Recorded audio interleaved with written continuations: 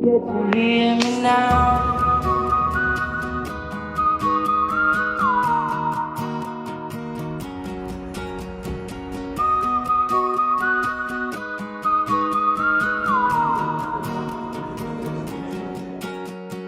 Know you get stronger when you get older. Je viens d'Amiens, une ville de la Somme. Ça fait 30, depuis 83, donc ça fait 17, ça fait 30, oui, j'ai du mal, 83, 7, 38 ans que je suis en cuisine. C'est une vraie vocation, c'est un vrai métier. J'ai démarré dans un parcours professionnel classique à l'époque, c'était une alternance dans un CFA, apprentissage école, sur le terrain avec un maître d'apprentissage. Et ensuite, je suis venu à Paris pour me servir comme tremplin pour aller à l'étranger, dont je suis jamais allé, sauf à Monaco. Mais on m'avait dit pour l'étranger, il faut passer à Paris. Donc je suis allé à Paris, j'ai travaillé au Plaza Athénée, j'ai travaillé pour le Premier ministre, M. Jacques Chirac de l'époque, le Méridien. Et ensuite, je suis parti à Chamonix, à l'Albert Ier, dans un étoilé Michelin. Ensuite, on a eu notre propre affaire avec Mme Vessière pendant 5 ans à Besançon.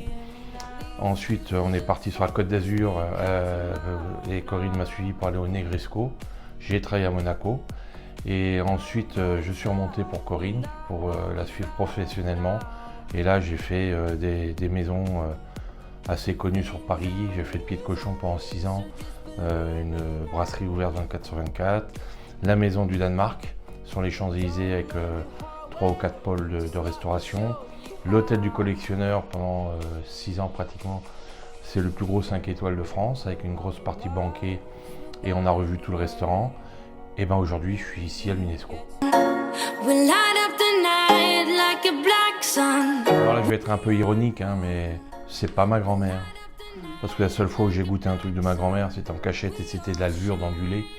Donc je peux vous dire que c'était pas un grand souvenir parce qu'elle faisait la brioche dans le Nord. Mais c'est simplement, je pense à un repas de famille où j'avais un cousin qui était déjà apprenti à Rouen. Il a fait un plein de poissons de l'époque, hein, ça devait être dans les années 80. Et quand j'ai vu les sourires et les compliments qu'il a reçus des convives, moi, minot, je me suis dit, mais c'est ce métier-là que je veux faire pour être reconnu. Voilà, tout simplement.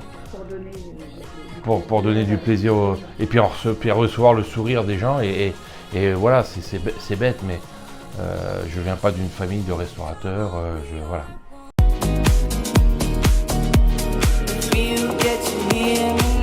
Alors moi, les inspirations, c'est les inspirations de la saison, la saisonnalité.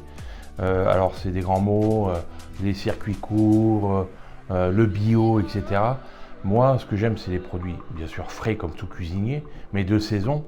Et là où je suis pas trop mal adroit, c'est quand je vais au marché et je crée mes plats ou mes associations en voyant les produits sur les étals. Ou quand je vais voir un maraîcher, quand je vais voir un poissonnier, etc. C'est ça ma vraie inspiration. Après, l'inspiration du monde entier, je ne l'ai pas forcément parce que je suis quelqu'un qui a été élevé, entre guillemets, dans une cuisine traditionnelle. Il y avait des carcans, on était dans un cadre, parce que l'époque était comme ça. Maintenant, l'époque a changé. Les techniques, pour les avoir à l'époque, il fallait avoir travaillé avec le chef en question pour avoir les techniques. Maintenant, les jeunes, ils vont sur YouTube, ils ont toutes les techniques possibles. Que nous, c'était un vrai parcours. Et pour rentrer chez les chefs, il fallait être cautionné, parrainé par d'autres chefs. Voilà. Donc voilà, l'inspiration, c'est vraiment celle du marché. C'est celle qui vient du cœur, de l'envie du moment. Ça peut être des couteaux, ça peut être des passe-pierres, ça peut être un joli morceau de chevreuil. Voilà, et puis on cuisine un petit peu avec le cœur, c'est ça la plus importante. Et au niveau inspiration des chefs, moi j'ai rencontré un chef, paix à son âme, qui est décédé, qui ne parlera pas à beaucoup de monde, mais qui a été vraiment un grand monsieur, c'est monsieur Jean-Marie Melien, que j'ai rencontré, j'étais commis, et lui il était dans l'efficacité, c'était une garniture, la viande, la sauce minute, on faisait des fonds Jacqueline, très peu connaissent, mais c'est un fumé de poisson qui a enrichi, etc. Chaque sauce était minute. Et il avait autant d'attention avec un commis que j'étais, comme avec son adjoint ou son sous-chef. Et pour vous dire, à l'époque, son sous-chef, c'était Philippe Etchebest. Donc, avec qui que je vois ou j'entends de temps en temps au téléphone. Voilà, c'était un grand monsieur, Jean-Marie Meulien, on est jusqu'à 2 étoiles Michelin. Et on est quelques-uns en France à dire on vient de Jean-Marie Meulien parce que c'est un grand homme. Et ça aussi, c'est le cœur de notre métier.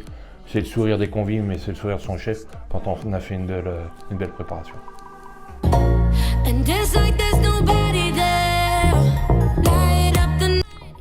Alors, il y a un mot qui est important dans la cuisine, c'est la fidélité. Le mot important dans la cuisine, c'est le mot valeur. Et moi, j'ai quelques valeurs qui ne sont pas forcément les bonnes, hein, c'est les miennes. Mais en tout cas, pourquoi je suis arrivé à l'UNESCO, c'est que j'ai travaillé il y a 25 ans avec M. Granatini, qui est le créateur, le patron du groupe Serenest, et qui m'a appelé au mois de décembre dernier, où j'étais dans mon canapé puisque l'hôtel était fermé. Et il est toujours fermé alors qu'on parle. Et il m'a dit, qu'est-ce que tu fais? J'ai vu tout Netflix, j'ai vu tout ça et je m'ennuie un peu. Il dit, viens me voir, j'ai peut-être quelque chose pour toi. Et on a discuté tous les deux. Et il m'a proposé de prendre la direction de la restauration sur l'UNESCO. Et ce monsieur, c'était mon chef de secteur à Monaco il y a 25 ans.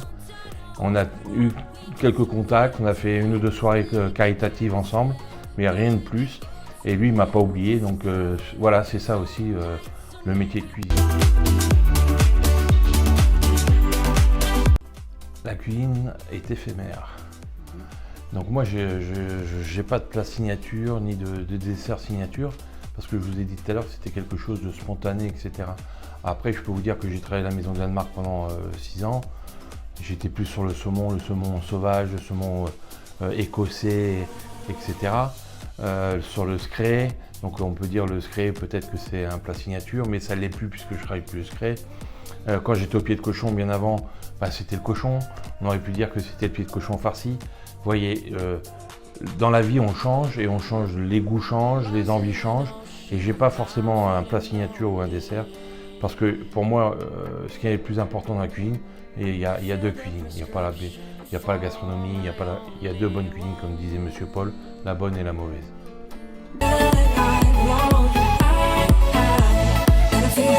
Alors, on est à l'UNESCO ici au 7e étage. Comme vous voyez, on a une vue qui est magnifique. Et bien entendu que le restaurant est ouvert à tout public, sur réservation uniquement le midi. Mais c'est sur réservation parce que pour des protocoles de sécurité, etc., on doit avoir le nom des convives. Mais on n'a pas besoin de faire partie d'un club. Et on fait aussi de la privatisation pour le restaurant, mais aussi dans des salons en bas où on peut faire jusqu'à 1000-1500 personnes en cocktail.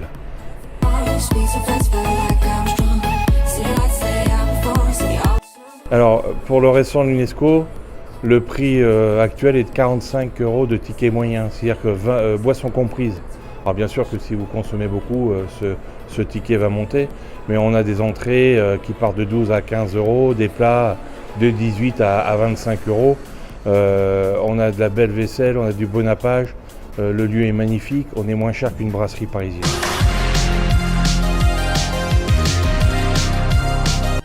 Alors pour être transparent, je ne connaissais pas le groupe Servi avant de connaître Pierre. Donc c'est par Pierre, à un dîner qu'il avait organisé, que j'ai connu Pierre, mais lui il travaille déjà avec mon épouse, Mme Vessière, et c'est ainsi que je l'ai connu et ça s'est bien passé parce que Pierre est un vrai professionnel, un vrai passionné, il est disponible, il est top. Et ici j'ai fait faire les tenues des maîtres d'hôtel avec le bleu UNESCO sur les petits boutons pour faire parler les clients. C'est un détail, les gens disent vous avez un bouton qui n'est pas de la même couleur, mais c'est le bleu de l'UNESCO, c'est pour créer du lien et de la discussion avec le client. Et le groupe Servi, je sais que j'ai regardé le Tour de France. J'ai vu que toutes les tenues c'était Pierre, le groupe Servi et 2-3 séries aussi où j'ai su que c'était le groupe Servi.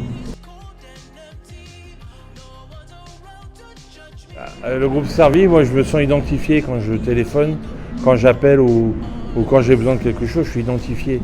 Et moi qui travaille avec des hommes depuis 83, où j'ai été dirigé et j'en ai dirigé, l'aspect humain chez le groupe Servi est super important. Et le sourire de Pierre et son professionnalisme et la qualité du travail des produits qu'il présente sont indéniables. Alors c'est toujours une question délicate parce qu'on a un droit de discrétion, mais là il y a prescription. J'ai travaillé pour Elton John, J'ai servi monsieur François Hollande, président de la République. J'ai servi au collectionneur Emmanuel Macron, notre président actuel, avec qui on a une poignée chaleureuse puisqu'il est d'Amiens aussi. Et on s'est rappelé quelques petits souvenirs locaux. Mais ensuite, des gens connus, Gérard Depardieu au pied de cochon, son fils venait le jour, lui venait la nuit. J'en ai une liste, voilà, mais j'en fais pas fi parce que pour moi, tous les clients sont importants et sont tous des personnalités à part entière. Et c'est pas parce qu'on passe à la télé ou un film qu'on est beaucoup plus intéressant que le client lambda qui peut vous en amener beaucoup plus. Et j'ai travaillé aussi pour Jacques Chirac, monsieur Jacques Chirac en tant que Premier ministre à Matignon. Et lui, c'était pareil, quand il vous serrait la main et vous regardait dans les yeux, c'était, voilà, il n'y avait plus rien à dire, j'avais 20 ans. Mais voilà, c'était, ils ont quand même un charisme qui est impressionnant. Et Emmanuel Macron, j'ai une photo où je lui serre la main et il me regarde, voilà, voilà.